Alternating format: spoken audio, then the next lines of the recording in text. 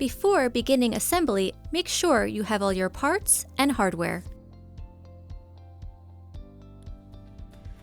Use the included connecting bar to connect the right and left sled base.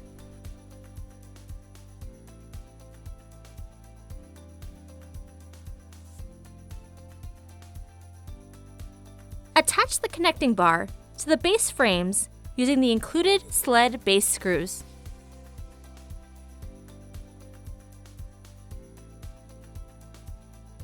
Fold the backrest to the upright position. Secure the backrest onto the seat cushion with L-bar screws.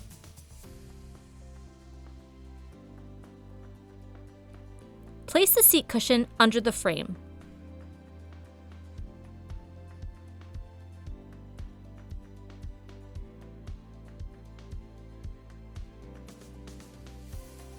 Fully tighten all the armrest screws with the included Allen key.